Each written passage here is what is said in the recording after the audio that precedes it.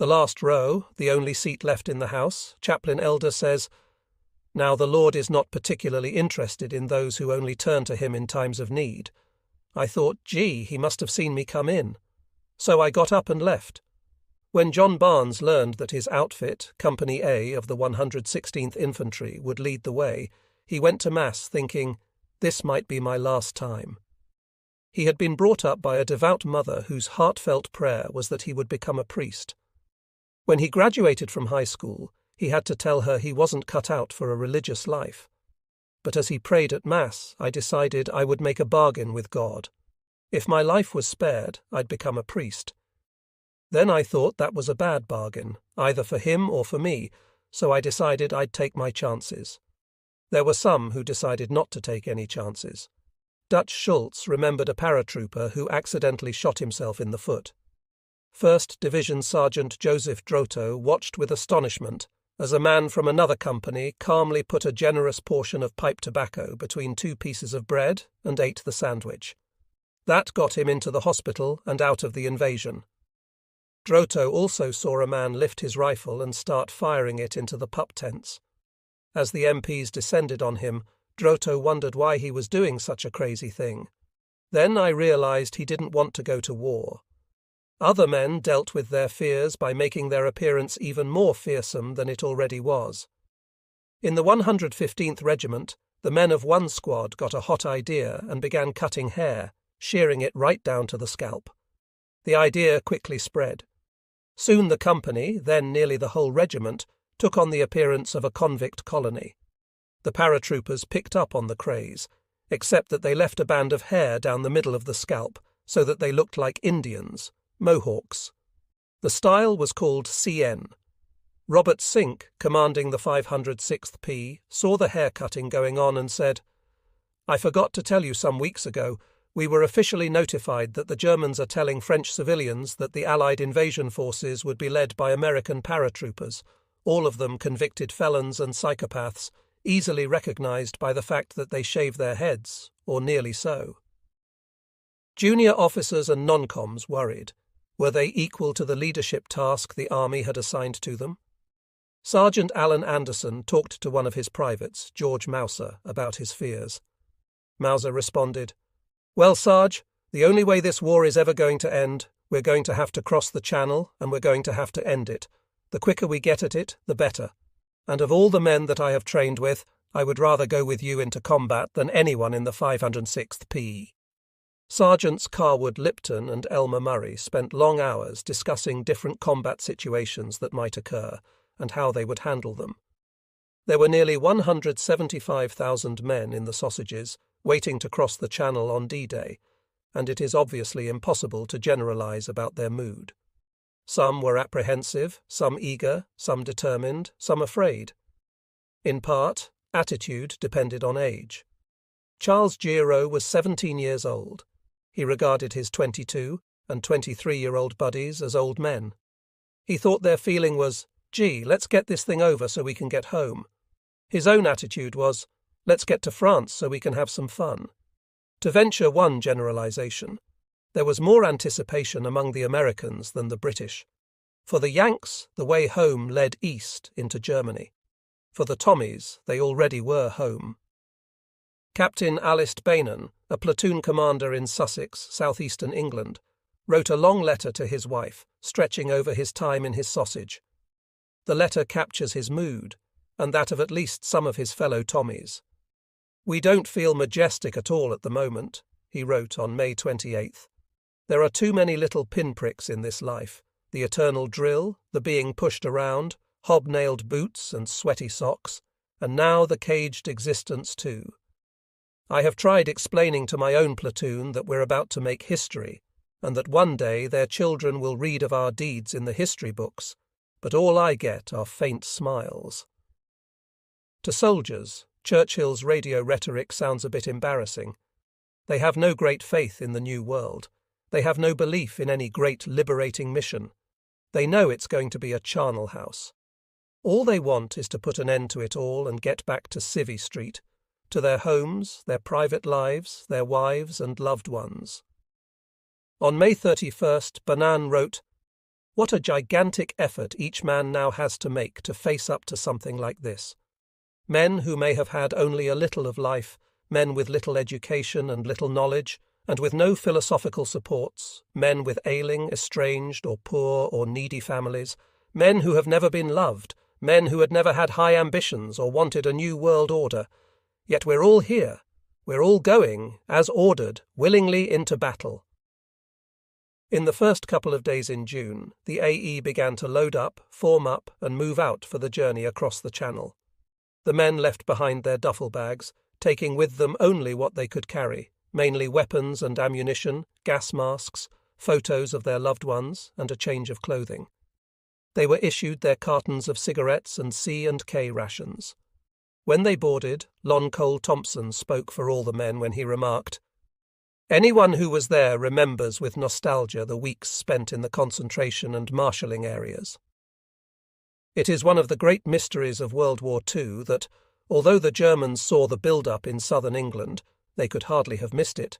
They completely failed to draw the right conclusions from the concentration. There were nightly bombing raids over the sausages, no big deal, seldom more than a half-dozen bombers, and regular flights over the harbours with bombers dropping mines. German reconnaissance planes occasionally managed to sneak in, take some photographs, and roar away to the east. The situation cried out for a superhuman effort from the Luftwaffe to bomb the harbours and marshalling areas, but it never happened. Of course, the Luftwaffe was but a shadow of its 1940 Battle of Britain days. And of course, the dummy landing craft in eastern England, supporting the Fortitude deception operation, confused the Germans. But still, to have missed the opportunity to hit the harbours and sausages with whatever they had was inexcusable and inexplicable. It just seems a miracle. Seaman Richard Freed of the Merchant Marine commented, "Another mystery. After the great success in late April, when E-boats sank 2 LSTs and damaged 6 others with no German loss, why did not the German Navy make an all-out effort to use the E-boats in the Channel against the Allied build-up? In fact, the E-boats made no effort at all." The German submarines, what was left of them, were meanwhile out in the North Atlantic. In the first week of June, U-boats sank 2 American destroyers in the mid-Atlantic, but they carried out neither reconnaissance missions nor torpedo attacks against the Overlord Armada. That the Germans failed to conclude from what they knew of the build-up that Lower Normandy was the target is not so surprising. The fact that the AE had gathered in southern England was not a giveaway as to the site of the invasion. Portsmouth is closer to the Pas-de-Calais than it is to Caen. Control of the sea meant that the fleet moving out into the Channel could head straight east to Calais, straight south to Calvados and the Cotentin, or southwest to Brittany. The AE had a mobility unprecedented in the history of war. As John Keegan rightly notes, thanks to the specialised landing craft, the creation of the airborne divisions, and the utilisation of command of the air to isolate the landing zone, it was precisely where the Allies felt themselves to be at their most vulnerable in their second front strategy that their greatest strength lay, in their reliance on the sea for the movement of their forces. The Allies carried out many miniature fortitude operations in the weeks before D-Day, sending landing craft covered by cruisers and destroyers to simulate assaults against various beaches in France. These dummy assaults kept the Germans jumpy and sometimes revealed radar sites and local Luftwaffe capacity. Much more exact information on the Germans came from ultra-intercepts, the continuous and massive air reconnaissance, and the French resistance. On June 3rd, the Joint Intelligence Subcommittee reported on German appreciation of Allied intentions regarding Overlord. It was a most heartening document.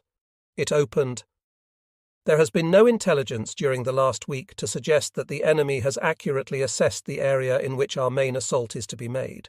He appears to expect several landings between the Pas-de-Calais and Cherbourg." It noted that the Germans continued to overestimate the size of the Allied forces likely to be employed and to expect landings in Norway. In Weekly Intelligence Summary No. 11, also issued on June 3rd, SHEFG-2 assessed German strength.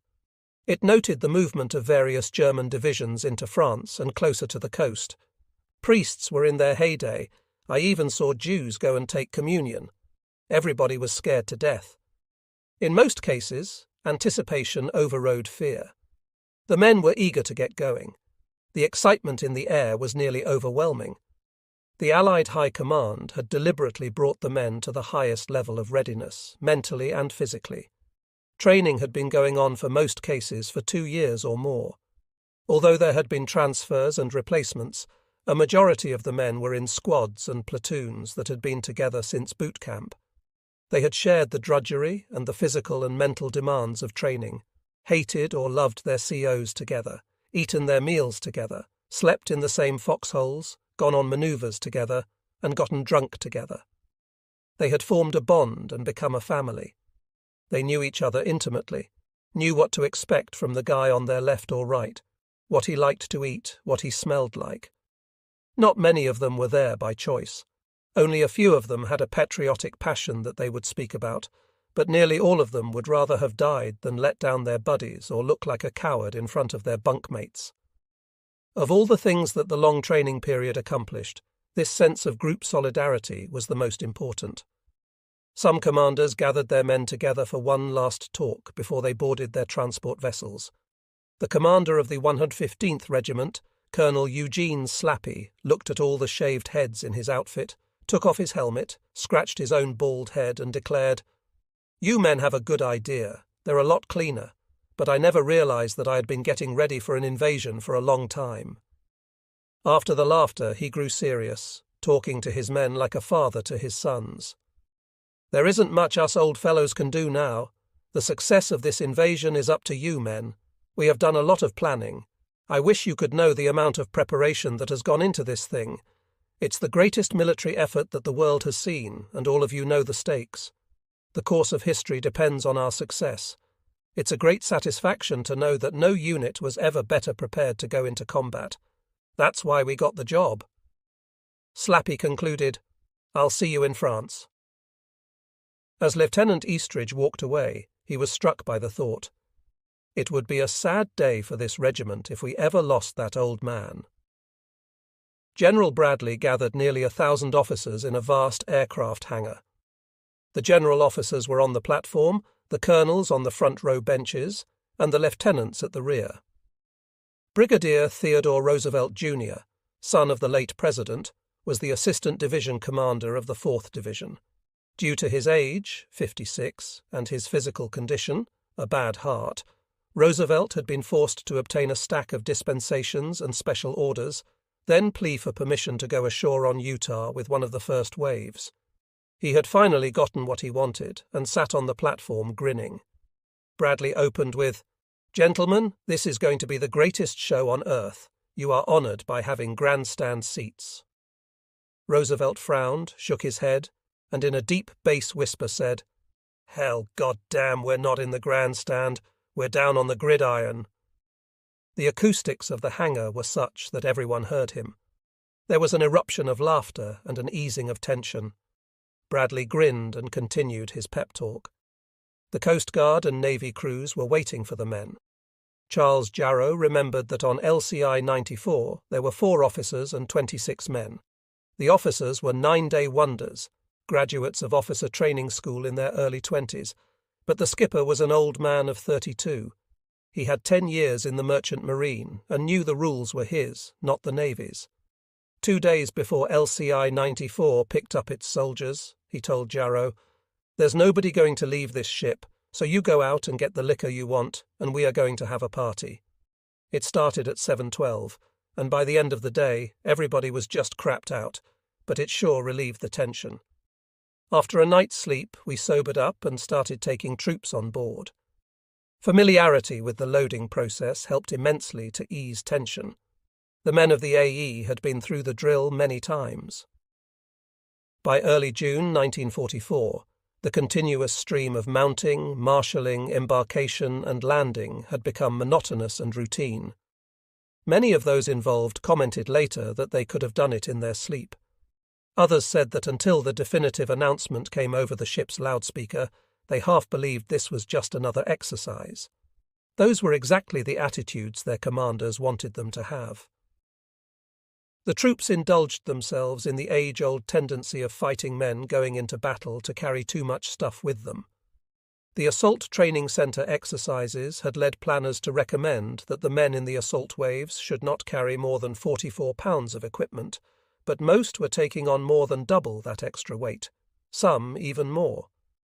Partly this was the fault of the regimental commanders who wanted the first waves to carry in landmines, satchel charges, extra ammunition, spare radios, mortars and the like. Partly this was the men's own fault, as there was always something extra to carry, a French phrasebook or a Bible, an unauthorized knife or pistol, most of all, cigarettes. The cigarettes were handed out at the quays along with rations. Per Robert Patterson of the 474th Anti-Aircraft Battalion, he told the quartermaster to never mind the cigarettes because he didn't smoke. "You might as well take them," he said. The quartermaster replied, "Because by the time you get where you're going, you will." 40 years later, Patterson commented that he was right. On that ship, he learned to smoke and did so for a lot of years thereafter. One soldier in the 4th Division was addicted to Camels. He went into a panic over the thought of running out, so he bought, borrowed or traded for every pack he could. He went on board carrying 10 cartons. Most men carried 2 cartons and depended on the army to get more when needed. Vehicles were also grossly overloaded with ammunition, jerry cans, picks and shovels, canteens, field rations, weapons and more. Nevertheless, the loading proceeded smoothly and according to the elaborate schedule. It seemed impossible that each of the thousands of ships and landing craft could find its own specific place, or that the passengers could locate the right vessels, but they did. Tanks, artillery, trucks and jeeps backed into their LCTs, last on, first off. They used specially constructed hard cement aprons extending into the harbour at the right slope to accommodate the LCTs. Men moved onto their LSTs and LCIs or other transports in an astonishingly short time. According to Lieutenant Eastridge, almost at once, both decks of LST 459 were loaded with vehicles and guns chained to the deck. The ship was overcrowded with only one bunk for every 3 men, so they would rotate sleeping hours, 8 to a man. There was insufficient space at the docks and a shortage of all the transports and LSTs, so many of the infantry companies were ferried out to vessels anchored in the bays. On Higgins' boats, LST 459 moved away from the quay, sailed slowly to the centre of the river in Plymouth Harbour, and tied up to another LST. "We were side by side with so many crafts," Eastridge said, "that a man could have jumped from one deck to another for a half-mile or more. Toward the sea we could see destroyers and larger ships. The harbour was jammed with boats. Altogether there were 2,727 ships, ranging from battleships to transports and landing craft. They came from 12 nations: the United States, Great Britain, Canada, Australia, New Zealand, South Africa, France, Belgium, Norway, Poland, Greece and Holland. The ships were divided into 2 groups: the Western Naval Task Force, with 931 ships headed for Omaha and Utah, and the Eastern Naval Task Force, with 1,796 ships headed for Gold, Juno and Sword. On the decks of the LSTs were the Higgins boats and other craft too small to cross the channel on their own, 2,666 of them. Thus the total armada amounted to 5,333 ships and craft of all types. More vessels, as Admiral Morrison pointed out, than there were in all the world when Elizabeth I was Queen of England. The first to move out were the minesweepers. Their job was to sweep up along the English coast in case the Luftwaffe and U-boats had dropped mines in the area, then proceed to clear 5 channels for the separate assault forces, O, U, G, J and S, marking them with lighted Dan buoys spaced at 1-mile intervals along the 400-metre-wide channels. They also had to clear the area in which the transports would anchor off the beaches. There were 245 vessels involved in this mammoth sweeping job. They began their work on the night of May 31st to June 1st. On June 3rd, the gunfire support and bombardment ships of the Western Naval Task Force set sail from Belfast, headed south through the Irish Sea. They included the battleships Nevada, veteran of the Pearl Harbor attack, Texas, the oldest in the U.S. fleet, and Arkansas, along with 7 cruisers and 21 destroyers. They would lead the way. After they had rounded Land's End and passed the Isle of Wight, the LSTs, LCTs, LCMs, and the transports would follow. They were to get underway in the pre-dawn hours of June 4th, rendezvous, and form up in convoys. As the troops filed onto their transports and landing craft, they were handed an order of the day from General Eisenhower.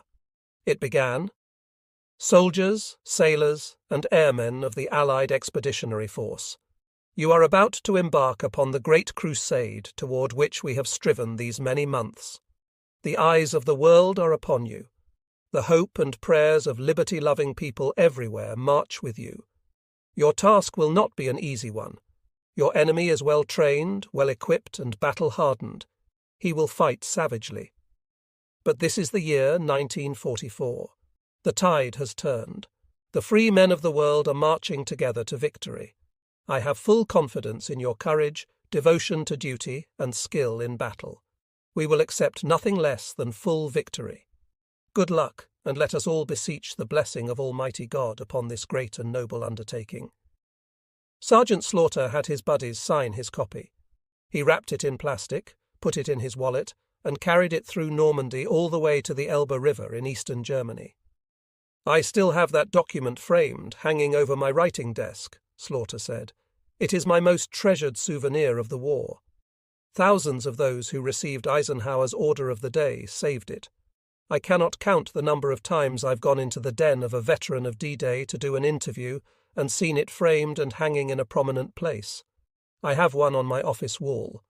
P. Felix Branham of the 116th Infantry got everyone on his ship to sign a 500-franc note he had won in a poker game.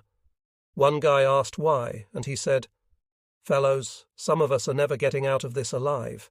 We may never see each other again. We may be crippled or whatever. So sign this.' I have that hanging on my wall in a frame. I wouldn't take anything for it." Officers considerably junior to Eisenhower were tempted to try their hand at inspiration. After his LST 530 took on its cargo of Churchill tanks, jeeps, trucks, 6 Higgins boats, and 600 British soldiers destined for Gold Beach, L. Tony Duke of the U.S. Navy thought he would give a speech over the ship's loudspeaker.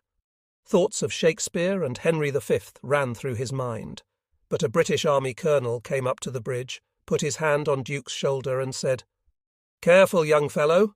Most of my men have seen the worst of desert warfare, and a good many of them were in France and evacuated through Dunkirk. So I'd advise you to go easy, go quick, and don't get dramatic or emotional." Duke's own emotions were thumping and straining inside him, but he took the colonel's lead and made a very simple announcement. He realized later that he would have made a real ass out of himself if he'd let go with exactly how he did feel. The first thing most crews did was feed the soldiers. The Navy chow was wonderful, Eastridge recalled. Our men were talking about transferring to the Navy for the next war. On board the transport Samuel Chase, Captain Oscar Rich, an artillery observer for the 5th Field Artillery Battalion of the 1st Division, whose tiny L-5 aircraft had been disassembled with the wings folded back and the propeller put inside the plane, which was swung on board by winch, went below to study the foam rubber map of the Calvados coastline.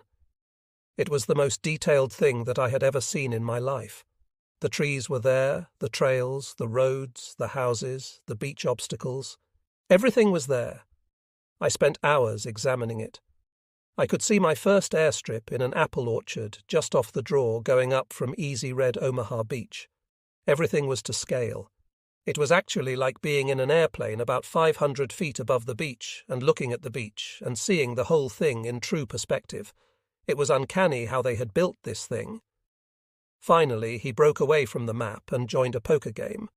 The players included Robert Carper, the famous Life magazine photographer and correspondent, and Don Whitehead. Once on board, for most of the troops, there was little to do except gamble, read, or spread rumours. Pet Claire Galonic found a softball and 2 gloves. He started playing catch with a buddy but made a bad throw, and the ball went over the side. On his LCT, Walter Sidlowski of the 5th ESB discovered that the skipper had put the toilet off-limits for Army personnel to avoid putting a strain on the facilities. Sidlowski and some buddies put their engineering skills to work and constructed hanging toilet seats, which gave some comic relief when all the seats were occupied, just as an admiral's barge passed by. Men listened to the radio. They groaned when Axis Sally told them to "Come on over, we are waiting for you," and they cheered when the fall of Rome was announced. They read books. Lieutenant Frank Beetle of the 16th Regiment, 1st Division, recalled reading, believe it or not, about Plato in a paperback edition of Will Durant's Story of Philosophy.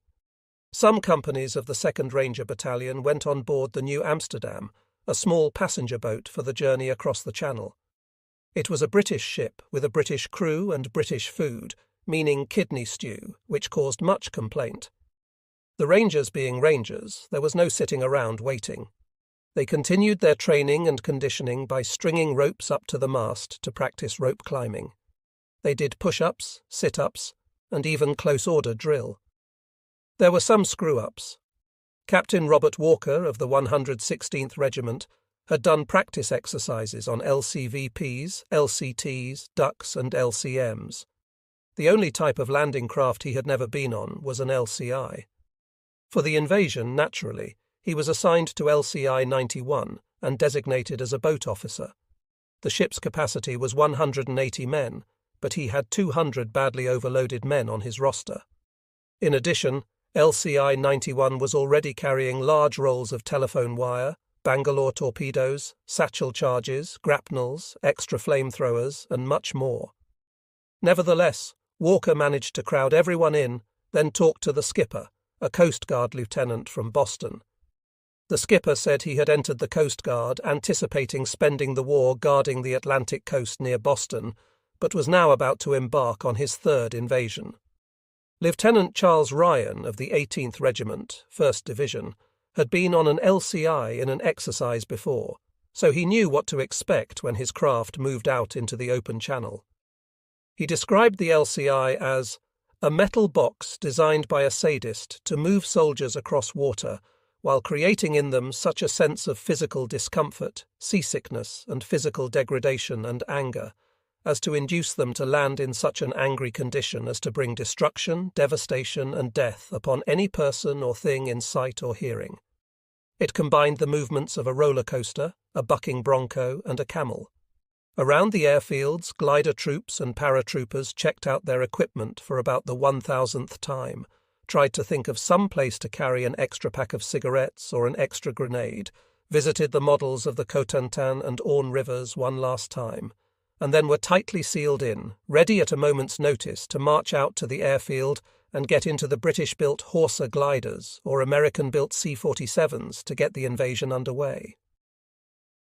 At another airfield, Fairford in Gloucestershire, a less well-known unit prepared for the flight over the Channel.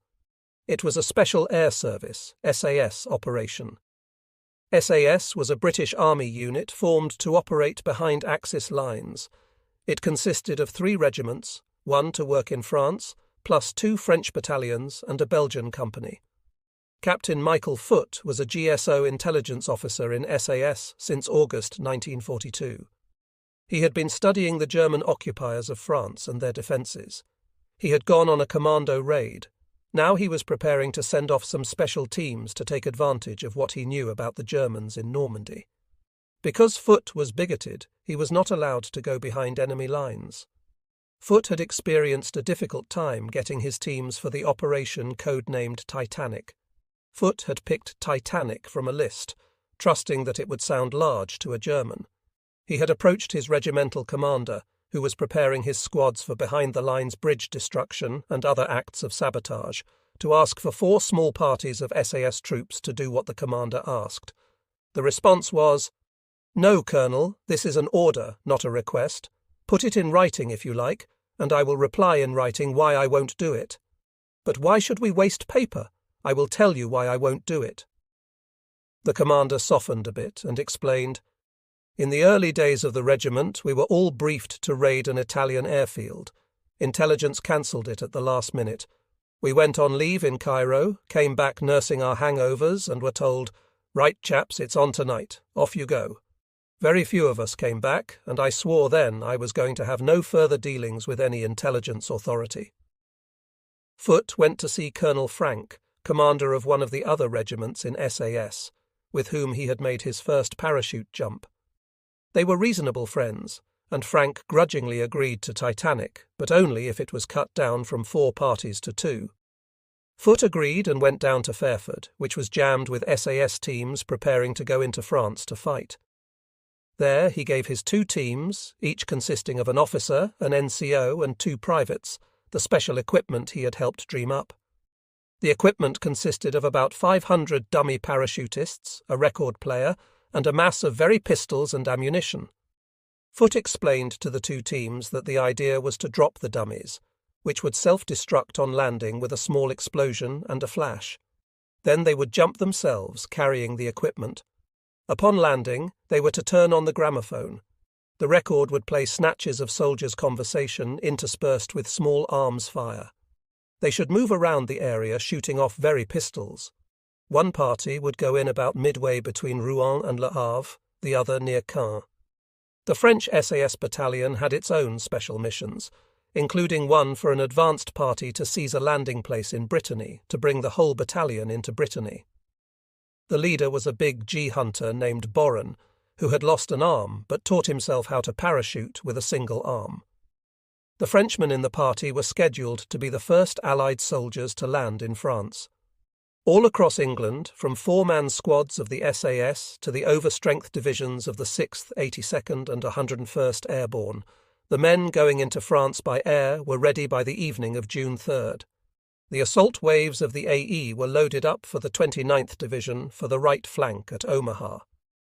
Coming out of Falmouth, it had the longest distance to sail, so it set forth first during the night. To General Eisenhower, the smell of victory was in the air. On the German shore, all was quiet. Rommel spent June 2nd hunting for stags.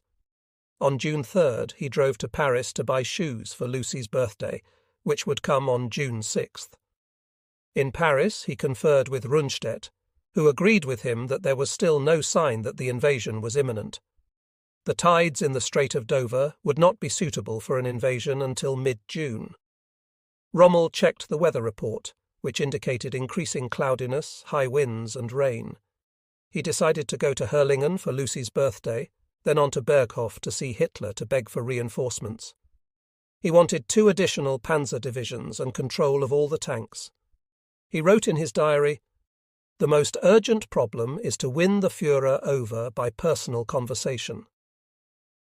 Although Rommel had half or less of what he calculated he required in men, guns, mines, RLs, asparagus, beach obstacles and fixed placements, he exuded confidence.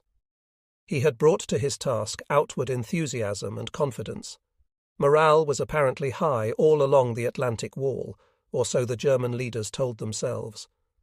A secret Gestapo morale report claimed that the troops were actually looking forward to the invasion. "People see it as our last chance to turn the tide," it said. "There is virtually no fear of the invasion discernible." Rommel had managed to persuade some of his officers and a few of his troops that not only did they have a chance, but they would prevail. Most German soldiers on the coast hoped the invasion would come far from them, but if it did hit them, many were prepared to stand and fight. General Guderian's sneer was, "Let them come." And why not? Even the Ost battalions had landing obstacles, barbed wire and mines in front of their trenches and fortified pillboxes to the rear, with mortars and artillery pieces zeroed in on every feature of the beach. At their sides were casemates holding 88 mm cannons prepared to fire crisscross across their front. Behind them stood German sergeants with pistols ready. Those Allied briefers who told their men that the troops they would face on D-Day were inferior and could be expected to run away had got it wrong. Those briefers who reminded their men that the Ost battalions were made up of rough, simple, ignorant men with German non-coms and officers to ensure that they fought had got it right. But for the German High Command, there was the nagging problem of surrender. They feared that many of their men would take the first opportunity to turn themselves into prisoners of war, and they too had got it right. At Omaha Beach, Major General Dietrich C.H. commanded the 352nd Division, which had moved up from St. Lo to Calvados in May. C.H. was a veteran of the Eastern Front, where he had distinguished himself, but his disposition of his forces in Calvados left much to be desired. On the Eastern Front, the German practice was to let the Red Army attack, then counterattack with reserves held back from the front line. That was not Rommel's idea at all in Normandy. However, in accord with German doctrine, Rommel left tactical dispositions up to his subordinates. At Omaha, the only place in the crisis sector of the coast stretching from the mouth of the Vire River to Arromanches, where an amphibious assault could come ashore, he had in place only one artillery battalion and 2 infantry battalions from the 716th Infantry Regiment. C.H. had his reserve, 10 infantry battalions and 4 artillery battalions, stationed as much as 12 miles back from the coast. There was one advantage to the Germans in this arrangement. Allied intelligence had failed to see the move of part of the 352nd's strength to the coast. Briefers told the 29th Division that Omaha would be defended only by second-rate troops from the 716th Division. Colonel General Dolman, commanding the 7th Army in Normandy, was convinced that the deteriorating weather precluded an invasion. He ordered a map exercise to be conducted in Rennes on June 6th. All divisional commanders, plus 2 regimental commanders per division, were ordered to attend. Admiral Cranker cancelled sea patrols because of the foul weather. Only the one-legged General Eric Marks, in command of the 134th Corps on the western sector of the Calvados coast and in the Cotentin, was uneasy. He was especially concerned about the 116th and 352nd Divisions in Calvados. Each division had a 50-kilometre line to defend. "It's the weakest sector of my whole corps," he complained. On June 1st he went to Arromanches, looking out to sea, and told an army captain at his side, "If I know the British, they'll go to church next Sunday for one last time and sail Monday." June 5th, Army Group B said they were not going to come yet, and when they did come, it would be at Calvados, so he thought they would be welcoming them on Monday. At the end of May, as the loading began, Air Vice Marshal Trafford Lee-Mallory, who had doubted from the start the wisdom of dropping the 2 American airborne divisions into the Cotentin, came to Eisenhower at his headquarters in Southwick House.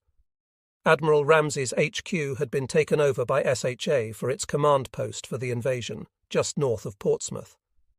Lee-Mallory protested once again.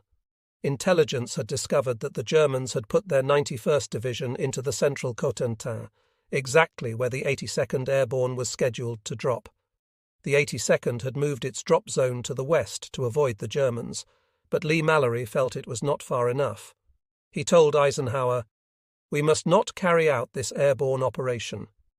He predicted 70% losses in glider strength and at least 50% in paratroop strength even before the paratroopers hit the ground. He warned of a futile slaughter of 2 fine divisions, futile because the divisions would not be able to make any contribution to the battle. Sending them into the Cotentin was just plain sacrifice. Eisenhower went to his trailer about a mile from Southwick House and thought it over. He later described this as his most worrisome moment in the war and wrote in his memoirs that it would be difficult to conceive of a more soul-racking problem. He reviewed the entire operation in his mind, then concentrated on the American airborne. He knew that if he disregarded Lee-Mallory's warning, and it proved accurate, he would carry to his grave the unbearable burden of a conscience justly accusing him of the stupid, blind sacrifice of thousands of the flower of our youth. But he felt that if he cancelled the airborne mission, he would have to cancel the landing at Utah Beach. If the paratroopers were not there to seize the causeway exits, the entire 4th Division would be endangered. But cancelling Utah would so badly disarrange the elaborate plan as to endanger the whole Overlord operation. Further, Lee-Mallory was only making a prediction, and the experience with airborne actions in Sicily and Italy, where Lee-Mallory had not been present, did not justify his extreme pessimism. So Eisenhower felt they had to put those 2 airborne divisions in.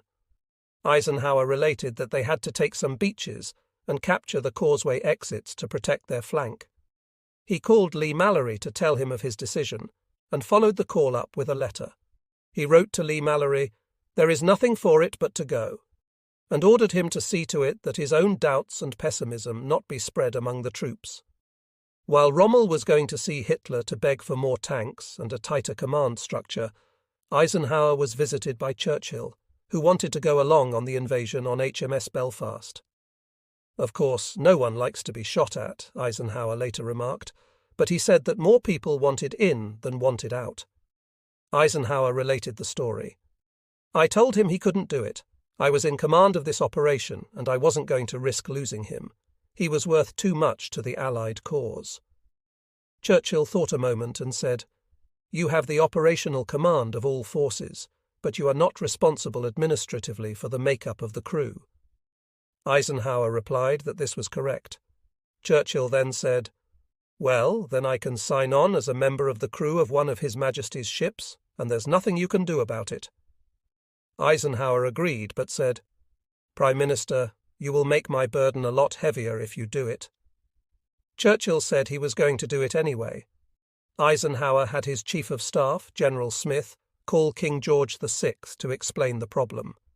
The King told Smith, "You boys leave Winston to me." He called Churchill to say, "Well, as long as you feel that it is desirable to go along, I think it is my duty to go along with you." Churchill then gave up the deal. On June 3rd, Churchill brought Deal to Southwick House, where Eisenhower gave him a briefing on Overlord. This was the first Deal knew of the plan, and he subjected Eisenhower to an hour-long lecture on what he was doing wrong. Eisenhower replied that he wished he had benefited from Deal's generalship earlier, but now it was too late. Then Eisenhower showed Deal a copy of a speech he would be making to the French people on D-Day, urging Frenchmen to carry out his orders. He asked Deal to make a follow-up broadcast urging his countrymen to accept the chief printed French deal. Deal said that only the French government of which he was president had the right to issue currency, not the French people. Eisenhower pleaded with him to no avail. The whole thing was, in Eisenhower's words, a rather sorry mess. When Churchill and Deal left, Eisenhower wrote a memorandum for his diary entitled "Worries of a Commander." At the top of the list was Deal, and he wrote 3 paragraphs on the difficulties of dealing with the French. Next came the weather. He was about to go to a weather conference and wrote, "My tentative thought is that the desirability for getting started on the next favourable tide is so great, and the uncertainty of the weather is such that we could never anticipate really perfect weather coincident with proper tidal conditions, that we must go unless there is a real and very serious deterioration in the weather." Eisenhower, his principal subordinates, and all the officers and men of the AE had spent months training, planning, and preparing for this moment. The mighty host, in Eisenhower's words, was tense as a coiled spring, ready for the moment when its energy should be released and it would vault the English Channel. He was determined to go if at all possible. On the morning of June 3rd, the LCTs in the Dart River started moving out. Hundreds of British citizens lined the shore, waving goodbye and good luck. Edwin Gall, on LCT 853, a part of Flotilla 17, was 20 years old, a 90-day wonder. His skipper turned to Gall and said, "Edwin, you know we may not do anything as worthwhile as this again in our lives. It is a fine thing to be here." Lieutenant Dean Rockwell, the former high school football coach, commanded a flotilla of 16 LCTs. Each LCT was carrying 4 DD tanks scheduled to hit the beach in front of the first wave of infantry. He was one of the first to move out into the Channel. His LCTs began departing Weymouth late on June 3rd. It was soon pitch black, with no lights, and to say pandemonium reigned is an understatement. We not only had LCTs but picket boats and escort craft and all kinds of ships trying to sort themselves out. Radio silence prevailed. The ships could not use blinker lights. We could not do anything but curse and swear until the whole thing got sorted out. Around the landing ships and craft, the warships circled to form up their own convoys. Storekeeper 2C Homery on LCT 5005 remembered the sight of two British cruisers in the soft twilight racing past them, headed south for the coast of France. Their shapely bows cut the water and passed as if they were standing still, beautiful like two greyhounds. It was a comfort to know that they were on our side. The 2nd Battalion of the 116th Regiment was on the transport Thomas Jefferson. The men knew the ship well, having made 2 practice landings from her. Private Harry Parley noted that this time, however, humour was infrequent and forced. My thoughts were of home and family, and of course what we were getting into. It saddened me to think of what would happen to some of my fellow GIs whom I had grown to love.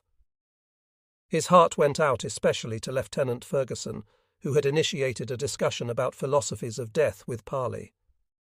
I did not envy his position, Parley said.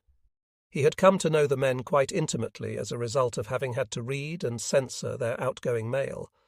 The loss of any of his men would be a twofold tragedy for him. Private Parley carried an 84B flamethrower, plus a pistol, shovel, lifebelt, raincoat, canteen, a block of dynamite, rations, and 3 cartons of cigarettes. He was worried about keeping up with his assault team on the dash across the beach. He scared his buddies by using a trick he had just learned. He could set off a small flame at the mouth of his flamethrower, which would produce the same hissing sound as when the weapon was actually being fired, without triggering the propelling mechanism. Standing on the deck of the Thomas Jefferson, he calmly used the flamethrower to light a cigarette, sending a score or more of men scurrying in every direction. Private George Roach of Company A, 116th, was saying his rosary. He was worried about casualties too, because they were going to be in the first wave, and figured the chances of their survival were very slim. More than half the men in his company came from the same town, Bedford, Virginia. Most of the regiment came from southwestern Virginia. Sergeant Joe Pill of the 16th Regiment, 1st Division, was on the transport Samuel P. Chase. While riding around in the Channel, he recalled, "We were glad that this was the real thing, not that we wanted to do it, but we knew it had to be done, so we wanted to get it over with." The weather, which had been beautiful with clear skies and little wind for the first 3 days of June, began to deteriorate. Clouds formed and began to lower, the wind came up, and there was a smell of rain in the air.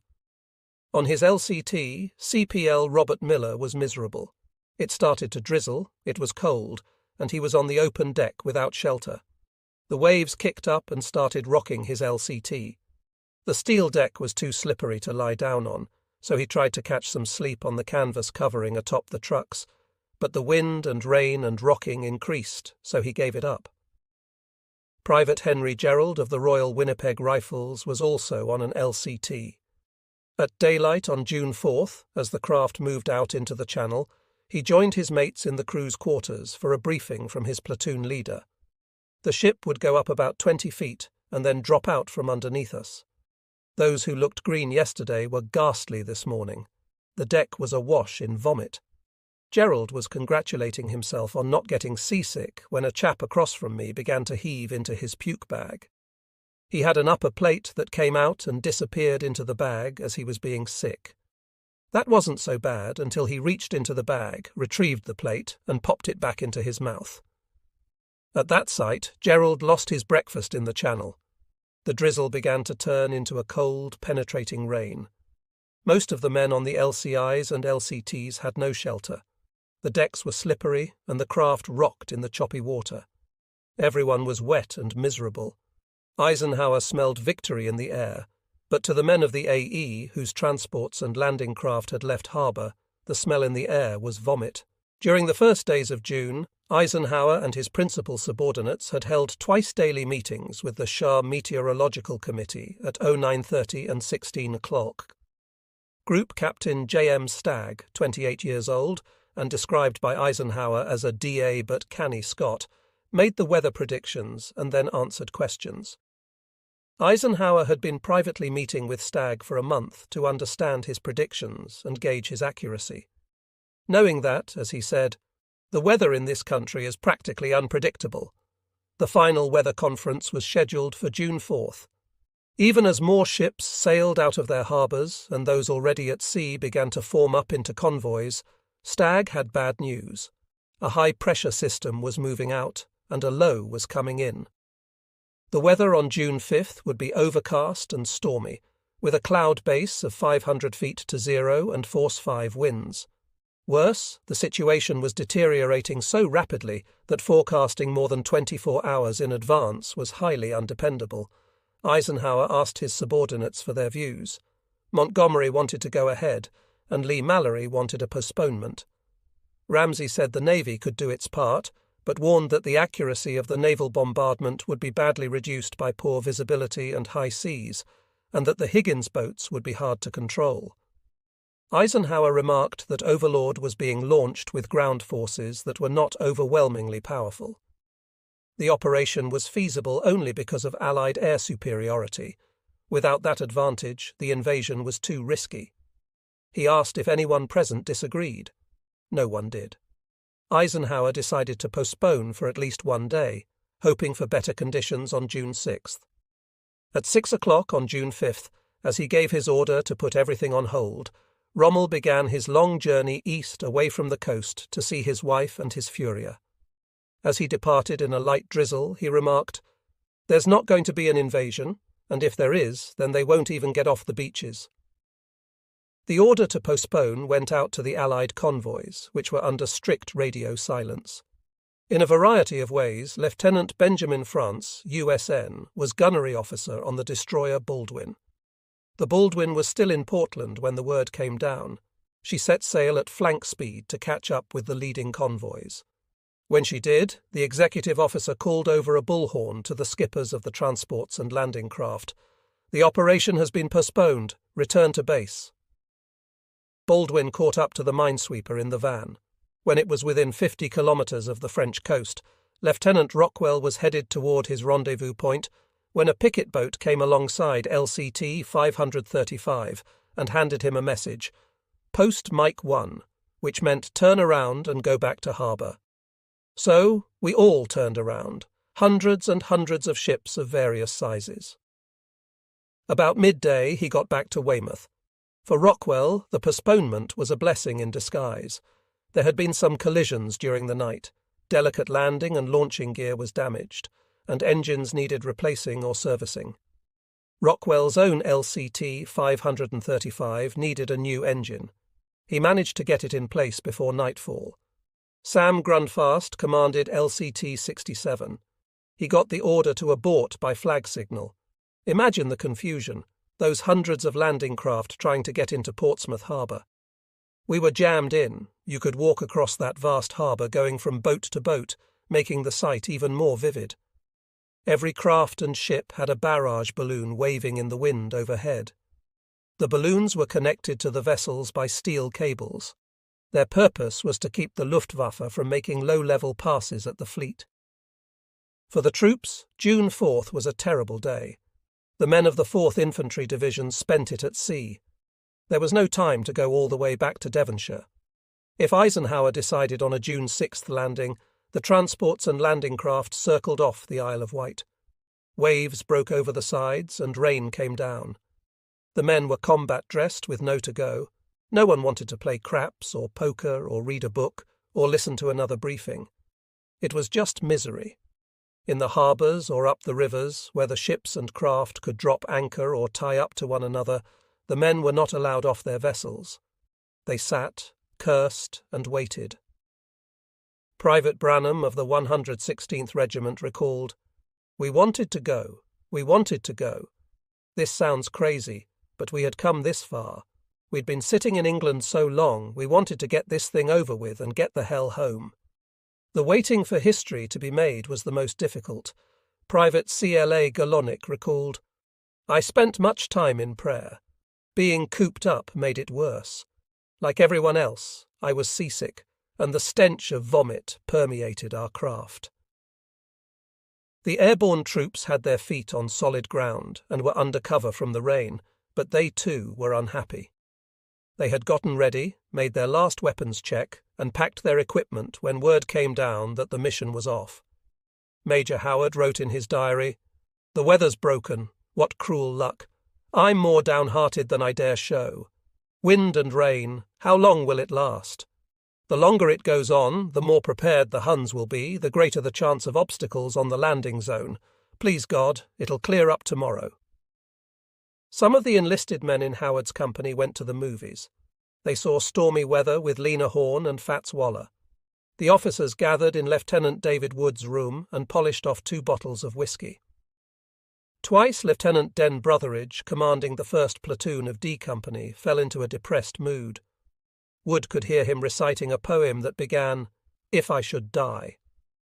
Private Edward Jazorski of the 57th PR 802 Airborne checked and rechecked his equipment. Then, I remember vividly, I took my girlfriend's picture out of my wallet and taped it inside of my helmet, thinking it would be much safer there. When word of the cancellation came down, some guys were relieved a little bit, but for most of us, it was just a true misery to be held over. We were all anxious to make a move. Sergeant Jerry Eads of the 62nd Armoured Field Artillery Battalion on an LCT got back to Weymouth late on June 4th. Of course, we didn't know what was going on, but everybody was just cussing and raising Cain about another dry run. Here they had wasted another day. Sergeant Eads was regular army. He knew the army had its ways, and that hurry up and wait was the lot of the soldier. So he told one of his privates, "What the hell, we have a lot of days to waste." Lieutenant James Edward of the 115th Regiment got back to port in Plymouth that afternoon. This presented a sight not to be forgotten, just wall-to-wall ships tied up together for lack of space. What a target if only the Germans had known. Actually, there was one German raid that night. A squadron of 4 German bombers braved the storm and flew over Poole, also jammed with ships and craft. Lieutenant Eugene Bernstein, commanding an LCT, recalled that these improbable strays were greeted by a bombardment from the ships that must have amazed them. The sky was ablaze with anti-aircraft fire. Rommel spent the day on the road. He arrived in Hingan in time to go for a walk in the twilight with Lucy. She was trying out her new shoes, her husband's birthday present. General Smoot of the 15th Army was hunting in the Ardennes. General Dolman of the 7th Army was on the road to Rennes to get ready for the map exercise scheduled for June 6th. General Finger of the 21st Panzer Division, accompanied by his operations officer, was on his way to Paris to visit his girlfriend. The Germans had penetrated some of the resistance groups in France and were picking up a few of the coded phrases being broadcast, telling the groups to prepare to go into action. But there had been so many false alarms in May, the tides in the Strait of Dover were not right, and the weather was closing in so fast that they gave the messages no great credence. As one of Run's intelligence officers put it would be absurd for the Allies to announce their invasion in advance over the BBC.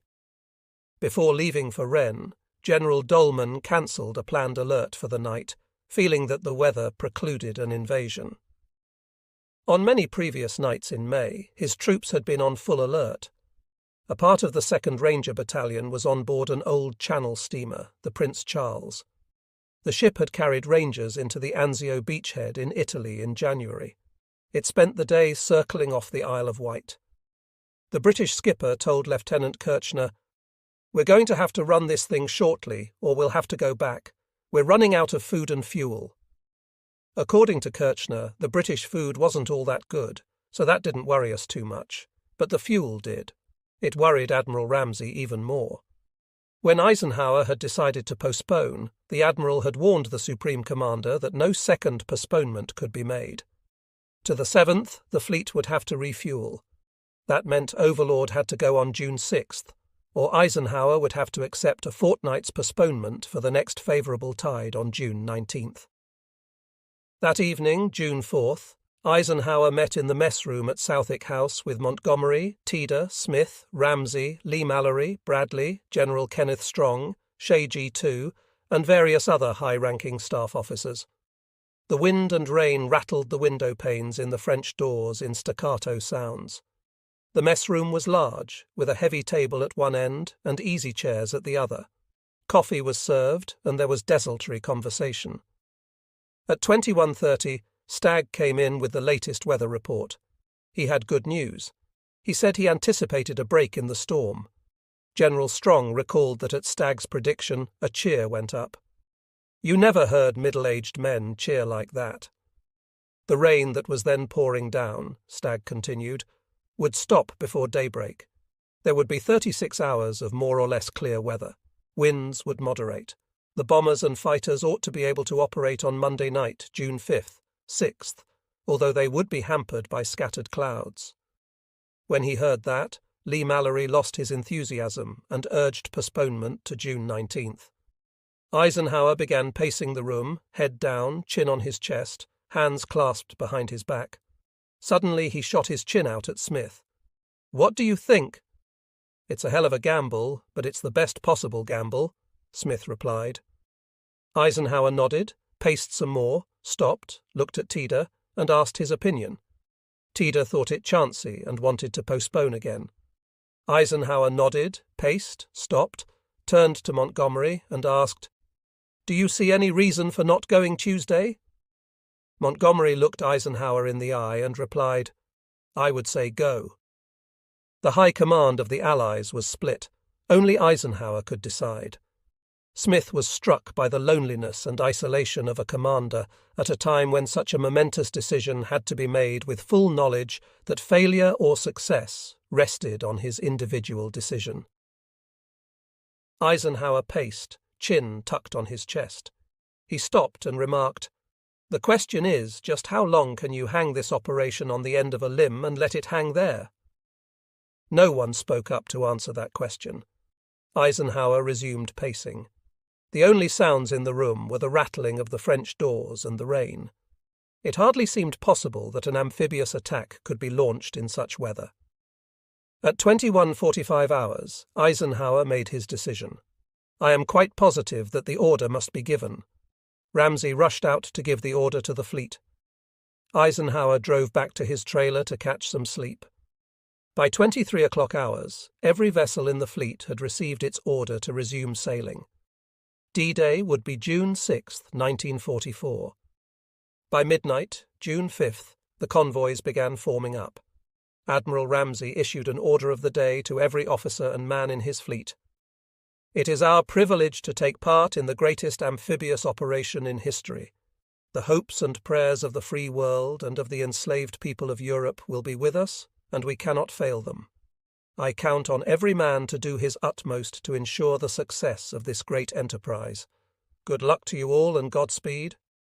Eisenhower woke at 3:30 hours, June 5th. The wind was shaking his trailer, and the rain seemed to be travelling in horizontal streaks. According to Stagg, the rain should have been letting up. He dressed and gloomily drove through a mile of mud to Southwick House for the last weather meeting. It was still not too late to call off the operation, have the fleet return to safe harbour, and try again on June 19th. If the storm continued, that would have to be done. The mess room was filled with steaming hot coffee that helped shake the grey mood and unsteady feeling. But as Eisenhower recalled, the weather was terrible. Southwick House was shaking. It was really storming. Stagg came in, and to Eisenhower's delight, he had a little grin on his face. He never laughed very much. He was a fine man. He said, "Well, I'll give you some good news." He was even more certain than he had been 5 hours earlier that the storm would break before dawn. But the bad news was that good weather was only likely through Tuesday. Wednesday could be rough again. That raised the danger that the first waves would get ashore, but the follow-up units might not. Eisenhower asked for opinions again, pacing and shooting out his chin. Montgomery still wanted to go, as did Smith. Ramsey was concerned about proper spotting for naval gunfire, but thought the risk was worth taking. Tedder was reluctant. Lee Mallory still thought air conditions were below the acceptable minimum. The ships were sailing into the channel. If they were to be called back, it had to be done now. The Supreme Commander was the only man who could do it. He resumed pacing. Some of those in the room thought he paced for as long as 5 minutes. Eisenhower thought it was about 45 seconds. "I'm sure it wasn't 5 minutes, he later said. 5 minutes under such conditions would seem like a year. He reviewed in his mind the alternatives. If Stagg was wrong, at best the Allies would be landing seasick men without air cover or accurate naval bombardment. But to postpone again would be agonizing and dangerous. The men had been briefed. They could not be held on their transports and landing craft for 2 weeks. The risk that the Germans would penetrate the secret of Overlord would be very high. Typically, Eisenhower's concern was with the men. "Don't forget," he said in an interview 20 years later, "some hundreds of thousands of men were down here around Portsmouth, and many of them had already been loaded for some time, particularly those who were going to make the initial assault. Those people in the ships and ready to go were in cages, you might say. You couldn't call them anything else. They were fenced in, they were crowded up, and everybody was unhappy." Eisenhower went on, "Goodness knows those fellows meant a lot to me, but these are the decisions that have to be made when you're in a war. You say to yourself, I'm going to do something that will be to my country's advantage for the least cost. You can't say without any cost. You know you're going to lose some of them, and it's very, very difficult." He stopped pacing, faced his subordinates, then said quietly but clearly, "Okay, let's go." Again, cheers rang through Southwick House. The commanders rushed from their chairs and dashed outside to get to their command posts. Within 30 seconds, the mess room was empty except for Eisenhower. His isolation was symbolic. Having given the order, he was now powerless. As he put it, "That's the most terrible time for a senior commander. He has done all that he can do, all the planning and so on. There's nothing more that he can do." Eisenhower fortified himself with coffee and breakfast, then went down to Portsmouth to watch the ships starting out and the loading process for the follow-up units. He walked up and down the wharves. Shortly after daylight, the rain stopped and the wind began to die down. At midday, he returned to his trailer, where he played a game of checkers on a cracker box with his naval aide, Captain Harry Butcher. Butcher was winning 2 kings to 1 when Eisenhower jumped one of his kings and got a draw. He thought that was a good omen. After lunch, Eisenhower sat at his portable table and scrolled by hand a press release on a pad of paper to be used if necessary. "Our landings have failed," he began, "and I have withdrawn the troops. My decision to attack at this time and place was based upon the best information available. The troops, the air and the navy did all that bravery and devotion to duty could do. If any blame or fault attaches to the attempt, it is mine alone." Rommel spent a quiet June 5th with Lucy. He gathered wildflowers for a birthday bouquet. His chief of staff, General Hans Scheidel, prepared for a party at the chateau in La Rogon that evening. He called various friends to invite them, saying in one case, "The old man's gone away." General Dolman was in Rennes, ready for the map exercise to begin early on Tuesday morning. General Finger was in Paris, where he intended to spend the night with his girlfriend before driving to Rennes the next day. Other division and regiment commanders of the 7th Army had farther to travel and began setting out in the afternoon for Rennes on June 5th. General Marx called Colonel Frederick von Deher to his headquarters. He said he was too worried to leave his troops that night. He would set out for Rennes at first light and wanted her to join him. Just outside, Colonel Luck of the 21st Panzer Division gave orders for a night exercise for one of his companies in accordance with the plan of training every company in turn for night action. Over in the canton, other companies were also preparing for night exercises. The rifles would be loaded with wooden bullets. GIs who later picked up clips of this ammunition were furious with the Germans. The GIs believed that the wooden bullets were designed to inflict horrible wounds and were a monstrous violation of the laws of warfare. Actually, the wood was soft and would not penetrate a body, but would indicate where the bullet hit. In Berghof, Hitler had a routine day. As General Walter Wundt, Deputy Chief of Staff to General Jodl, later wrote, "On the 5th of June 1944, German Supreme Headquarters had not the slightest idea that the decisive event of the war was upon them." On the afternoon of June 5th, the Allied airborne troopers began dressing for battle.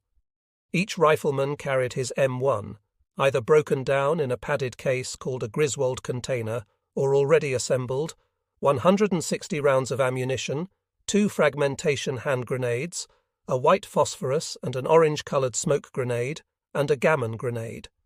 There were 2 pounds of plastic explosive, powerful enough to damage a tank. Most carried a pistol. The paratroopers' greatest fear was getting shot out of the sky. Next was being caught on the ground at the moment of landing before they could put their rifles into operation, plus a knife and a bayonet. An unwelcome surprise was an order to carry a Mark V anti-tank mine weighing about 10 pounds. The only place to fit it was in the musette bag, which led to considerable bitching and rearrangement of loads. Machine gunners carried their weapons broken down and extra belts of ammunition. Mortars, bazookas and radios were rolled into 5 equipment bundles with cargo chutes attached. Every man carried 3 days' worth of field rations and, of course, 2 or 3 cartons of cigarettes. One sergeant carried along a baseball. He wrote on it, "To hell with you, Hitler," and said he intended to drop it when his plane got over France. He did. There were gas masks, an ideal place to carry an extra carton of cigarettes. Captain Sam Gibbons of the 5001st P stuck 2 cans of Schlitz beer in his. The men had first aid kits with bandages, sulphur tablets and 2 morphine tablets, 1 for pain and 2 for eternity. They were also handed a child's toy cricket with instructions that it could be used in lieu of the normal challenge and password. 1 click was to be answered with 2 click-clicks. Pathfinders would go first to mark the drop zone with a gadget called the Eureka Rebecca radar beacon system, which could send a signal up to the lead C-47 in each flight. CPL Frank Braw, a pathfinder with the 5008th P, had not only the 65B Eureka to carry, but 2 containers with carrier pigeons. After he set up his Eureka, he was supposed to make a note to that effect and put it in the capsule on the first pigeon's leg, then turn it loose. He was told to release the second pigeon at 6:30 with information on how things were going. But when he got to the marshalling area, he discovered he had no way to feed or water the pigeons, so he let them go. Stripped, Braw weighed 137 pounds. With all his equipment, including his main and reserve chutes, he weighed 315. Around 20 o'clock hours, Axis Sally of Berlin came on the radio. "Good evening, 82nd Airborne Division," she said. "Tomorrow morning the blood from your guts will grease the bogie wheels on our tanks." It bothered some of the men. Others reassured them she had been saying something similar for the previous 10 days. Still, it made men think. Private John Delry of the 5008th P talked to his friend Frank Tremblay about their chances of coming through alive. He thought he'd get a slight wound and survive. "I thought I was going to be killed." That was the last time he saw him. Private Tom Portella, also of the 5008th, was torturing himself with thoughts of killing other human beings. This was common. The chaplain worked overtime, assuring soldiers that to kill for their country was not a sin. "Kill or be killed," Portella said to himself. "Here I am, brought up as a good Christian, obey this and do that. The 10 Commandments say, 'Thou shalt not kill.'" There is something wrong with the 10 Commandments, or there is something wrong with the rules of the world today. They teach us the 10 Commandments, and then they send us out to war. It just doesn't make sense. When every man was ready, the regiments gathered around their commanders for a last word. Most COs stuck to basics. Assemble quickly was the main point. But 1 or 2 added a pep talk. The most famous was delivered by Colonel Howard. Jumpy Johnson was in command of the 5001st Parachute Regiment, and every man in the regiment remembered his speech vividly. As Lieutenant Carl Cartage described Johnson's talk, he gave a stirring battle speech, declaring, "Victory and liberation and death to the enemy. Some of us will die, and peace comes at a price," and so on. Then he said, "I want to shake the hand of each one of you tonight. So line up." With that, he reached down, pulled his knife from his boot, and raised it high above his head, promising us in a battle cry, "Before the dawn of another day, I'll sink this knife into the heart of the foulest bastard in Nazi land." A resounding yell burst forth from all 2,000 of us as we raised our knives in response. After the regimental meetings, the companies grouped around their COs and platoon leaders for a final word. The officers issued the challenge password and response, Flash and Thunder, with welcome chosen because the Germans would pronounce it as Welcome when Captain Charles Shettle of the 56th Parachute Regiment gave out the signals. Dr. Samuel Filer, the regimental dental officer who had volunteered to accompany the assault echelon, approached Shettle. Filer, a German Jew who had escaped Berlin in 1938, asked, "What do I do, Doc?" Shettle replied, "When you land, don't open your mouth. Take along extra crickets, and if challenged, snap twice." Later, as Shettle inspected each plane load prior to takeoff, he found Filer with crickets strapped to both arms, both legs, and an extra supply in his pockets. At about 1900 hours, General Eisenhower visited the 1001st Airborne Division at Greenham Common. He circulated among the men, ostensibly to boost their morale. However, as Lieutenant Wallace Struble of the 5002nd Parachute Regiment noted, "I honestly think it was his morale that was improved by being with us." Eisenhower told Captain L. Johnson, "I've done all I can, now it is up to you." He reassured a group of enlisted men not to worry, emphasizing that they had the best equipment and leaders in the world, with a vast force coming in behind them. A sergeant from Texas piped up, "Hell, we ain't worried, General. It's the Krauts that ought to be worrying." Eisenhower then asked, "Is there anyone here from Kansas?" Private Sherman Euler of Topeka replied, "I'm from Kansas, sir." Euler was so stricken by being addressed directly by the Supreme Commander that he froze and forgot his name. After an embarrassing pause, his buddies shouted, "Tell him your name, Euler!" Eisenhower gave him a thumbs up and said, "Go get them, Kansas." He then turned to Lieutenant Struble, who had a sign around his neck with the number 23, indicating he was the jump master for plane number 23, and asked his name and where he was from. Struble replied, "Michigan." Eisenhower responded, "Oh yes, Michigan. Great fishing there. I like it." He then asked Struble if he was ready. Struble replied that they had all been well prepared, well briefed, and were ready. He added that he thought it wouldn't be too much of a problem. Someone called out, "Now quit worrying, General. We'll take care of this thing for you." At approximately 2200 hours, as daylight began to fade, the order rang out, "Suit up." Each man began the tedious task of buckling on his parachutes and trying to find an empty place to hang or tie on the small mountain of equipment he was carrying into combat. With everything strapped into place, many men found it impossible to take a last-minute pee. They marched to their planes and got their first look at the C-47 SE war paint, 3 bands of white painted around the fuselage and wings. Every Allied plane involved in D-Day had been thus painted in the previous 2 days, using up all the white paint in England. The purpose was recognition, as Allied ships and troops had fired on their own planes in Sicily. Private John Richards of the 5008th noted that his C-47 had a picture of a devil holding a girl in a bathing suit, sitting on a tray with the inscription, "Heaven can wait." He thought to himself, let's hope so. Dutch Schultz of the 5005th, who had managed to gamble away his $2,500 in winnings, still had Jerry Collum's watch, which he had taken as collateral for a $125 loan. The watch was Collum's high school graduation present, with an inscription on the back from his parents. Collum was in another stick, so Schultz went over to him to return the watch, saying, "Here's your watch back, Jerry. You owe me some money, and don't you forget to pay me."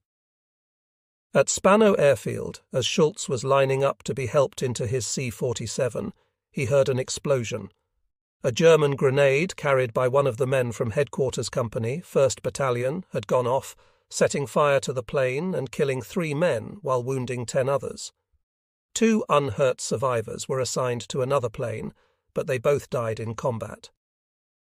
Before dawn, a bit shaken, Schultz found his place on the plane. The first thing he did was reach for his rosary.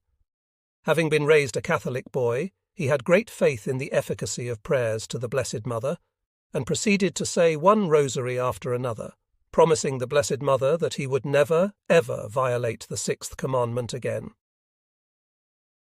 As twilight turned to darkness, the last men boarded their planes.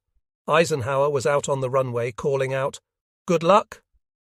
He noticed a short private with more equipment than soldier, who snapped him a salute. Eisenhower returned it.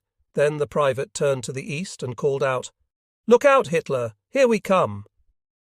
The pilots started their engines, and a giant cacophony of sound engulfed the airfield as each C-47, in its turn, lurched into line on the taxi strip. At the head of the runway, the pilots locked the brakes and ran up the engines until they screamed.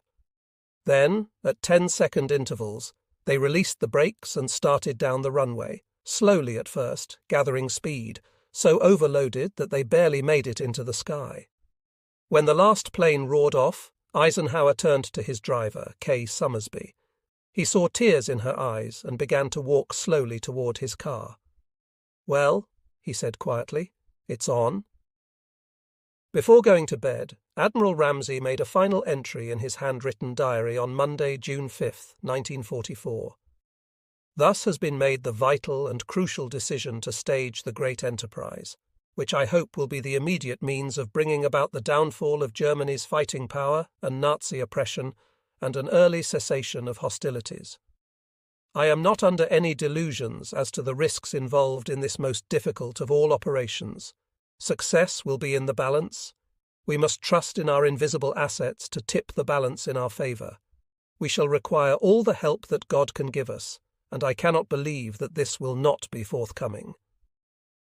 Tired as he must have been, Ramsay captured the spirit and soul of the great undertaking perfectly, especially in his hope for what the results would be for occupied Europe and the world, his recognition that the enterprise was fraught with peril, and his confidence that God was blessing this cause. The Pathfinders went in first, preceding the main body of troops by an hour or so. Their mission was to mark the drop zones with automatic direction finder radios, Eureka sets and Hall of Fame lights, which formed into T's on the ground. However, a cloud bank forced pilots to either climb above it or get below it, causing the Pathfinders to jump from too high or too low an altitude. Further anti-aircraft fire from the ground caused pilots to take evasive action, throwing them off course. As a result of the 18 American Pathfinder teams, only one landed where it was supposed to. One team landed in the Channel. Sergeant Elmo Jones of the 515th jumped from about 300 feet. Just before exiting the C-47, he said a brief prayer. "Lord, thy will be done, but if I'm to die, please help me die like a man." His chute popped open, and he looked up to check the canopy. Just that quickly his feet hit the ground. It was a soft landing, one advantage of a night jump. The men could not see the ground, so they did not tense up just before hitting it. His chute settled over his head, and the first thing he thought, without even trying to get out of his parachute, was, "Damn, I just cracked the Atlantic wall." Jones assembled his team, got the 7 men with the lights in place for their tea, told them not to turn on until they could hear the planes coming in, set up his radio, and began sending out his ADF signal. He was one of the few Pathfinders in the right place. Major John Howard's D Company of the Ox and Bucks was the first to go into action as a unit. Glider pilot Sergeant Jim Woolwork put his Horsa glider down exactly where Howard wanted it to land, beside the Orne Canal Bridge. Lieutenant BRD led the first platoon over the bridge. The horses carrying the 2nd and 3rd platoons landed right behind Woolwork. Within minutes, the men secured the area around the bridge, routing about 50 German defenders in the process. 2 other platoons landed near the Orne River Bridge and secured it. By June 6th, 5 minutes after landing, D Company had taken its objectives. It was a brilliant feat of arms. As the Pathfinders were setting up and Howard's men were carrying out their operation, the 13,400 American and nearly 7,000 British paratroopers were coming in. The Americans followed a precise route marked at 10-mile intervals with Eureka sets and at 30-mile intervals with aerial beacons. Over England, 30 miles over the Channel, a British patrol boat Gallop marked the path. It was an additional 30 miles to checkpoint Hoboken, marked by a light from a British submarine. At that point, the aircraft made a sharp turn to the southeast, crossed between the Channel Islands of Jersey and Guernsey, and headed toward their drop zones in the Cotentin. All planes were maintaining radio silence, so none of the pilots was forewarned by the Pathfinder groups about the cloud bank over the Cotentin. In the C-47S, the men prepared themselves for the jump in which their troubles began after they hit the ground. This was the $10,000 jump. The GIs were required to buy a $10,000 life insurance policy.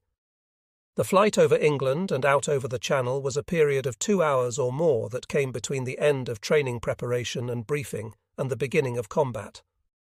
Major General Matthew Ridgway, commanding the 82nd Airborne, noted that the men sat quietly, deep in their own thoughts. Lieutenant Eugene Breyer of Division Headquarters was an aide to Major General Maxwell Taylor, commanding the 1001st Airborne. This would be Taylor's qualifying jump. 5 jumps were required to qualify for paratrooper wings, but he wasn't the least bit excited. He had brought some pillows along and laid them on the floor of the plane. Breyer helped him get out of his chute. Taylor stretched out on the pillows and got in a solid hour's sleep. When Breyer woke him, it took 5 minutes to get the chute back on. Private Dwayne Burns of the 5008th Parachute Regiment recalled, "Here we sat, each man alone in the dark. These men around me were the best friends I will ever know. I wondered how many would die before the sun came up. Lord, I pray, please let me do everything right. Don't let me get anybody killed, and don't let me get killed either. I really think I'm too young for this." Private Ken Russell of the 55th had just made it onto his C-47. 2 weeks earlier, he had been running a high fever as a result of his vaccinations and was sent to a hospital. On June 4th, he still had a high fever, but, like everyone else, had been looking forward to D-Day since 1940, when he was still in grammar school. Now he was afraid he would miss it. He begged his way out of the hospital and managed to rejoin his company on June 5th. Flying over the Channel, he was struck by the thought that his high school class back in Tennessee was graduating that night. Like many of the Catholic troopers, Dutch Schultz was engrossed in his rosaries. Clayton Story was sitting next to George Dixon, who was going around with a rosary, giving a lot of Hail Marys. After about 10 minutes, it seemed to be helping him, so Story said, "George, when you're through with that, would you loan it to a buddy?" It was a time of prayer. Private Harry Rissniter of the 5008th Parachute Regiment recalled, "I guess we all made some rash promises to God." He noted that so far as he could tell, everyone was afraid. Fear of being injured, fear of having to inflict injury on others to survive, and the most powerful feeling of all, fear of being afraid. The pilots were afraid. For most of the pilots of Troop Carrier Command, this was their first combat mission. They had not been trained for night flying, flak, or bad weather. Their C-47S were designed to carry cargo or passengers. They were neither armed nor armoured. Their gas tanks were neither protected nor self-sealing. The possibility of a mid-air collision was on every pilot's mind. The pilots were part of a gigantic air armada.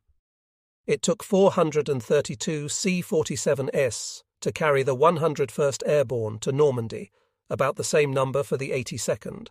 They were flying in a V of V's formation stretched out across the sky, 300 miles long and 9 planes wide.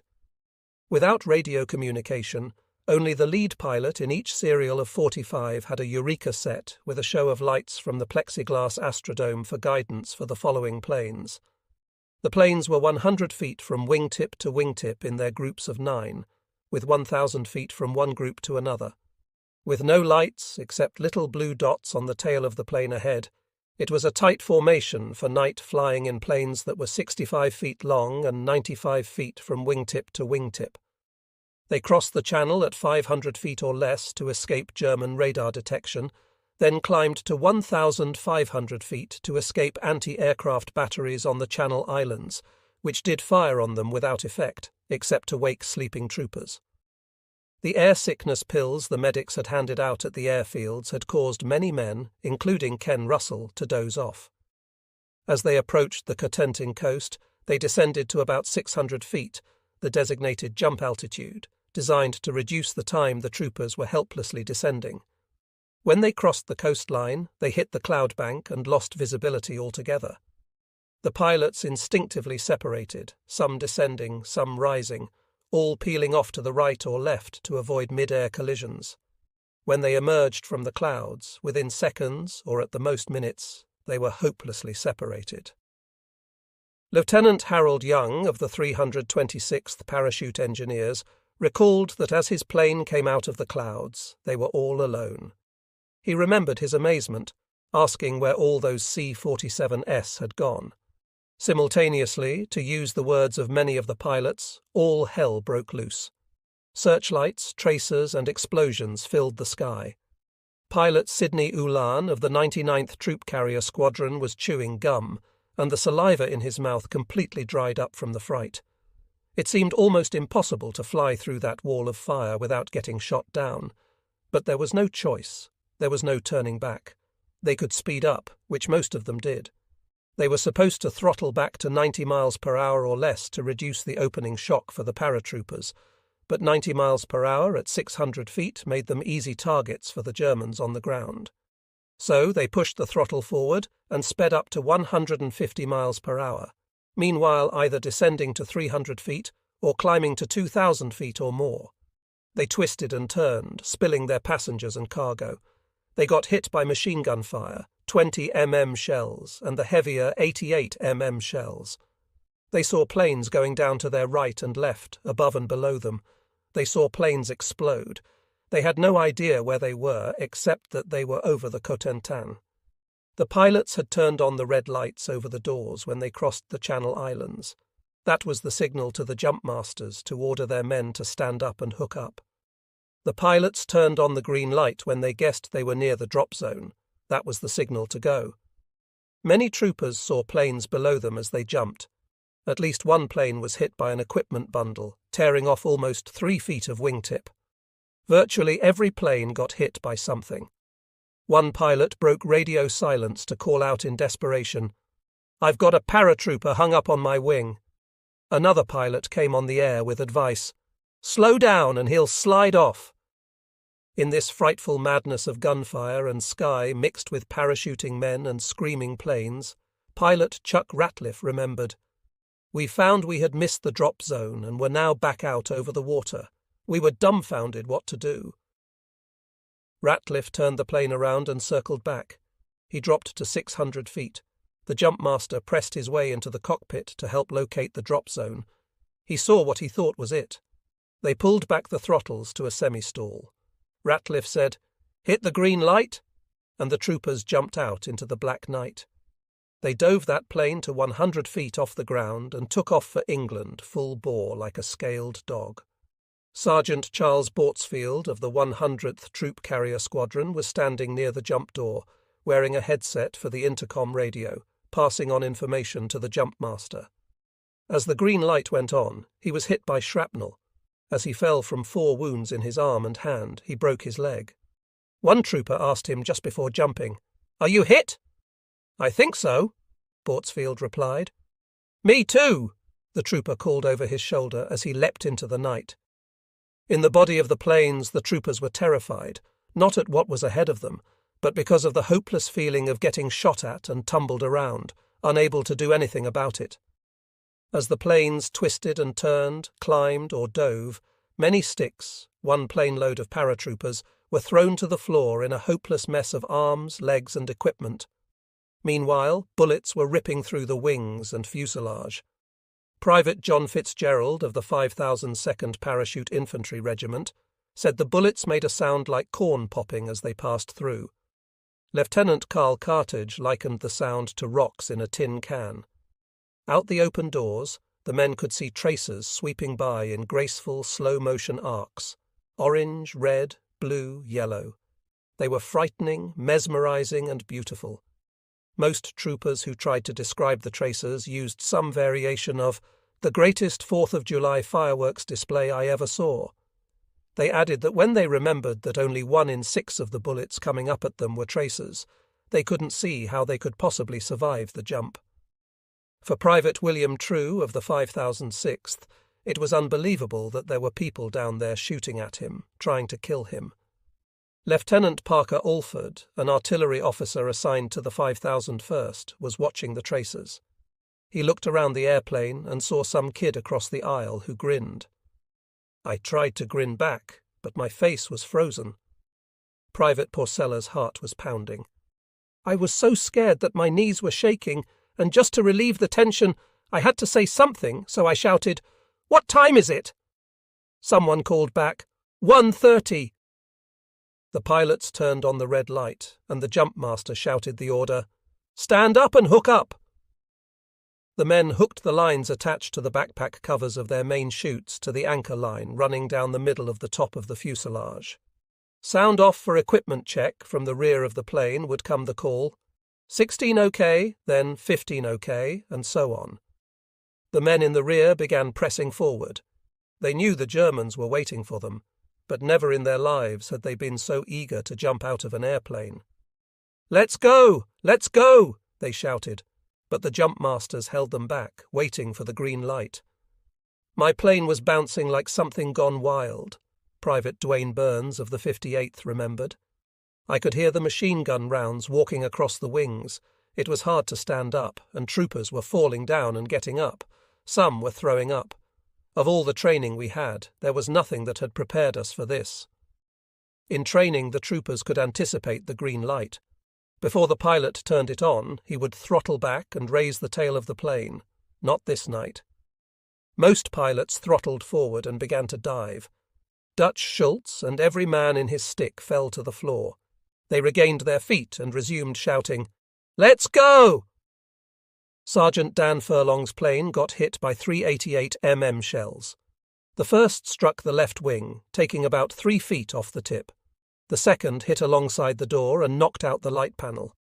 The third came up through the floor, creating a hole about 2 feet across, hit the ceiling and exploded, creating a hole 4 feet around, killing 3 men and wounding 4 others.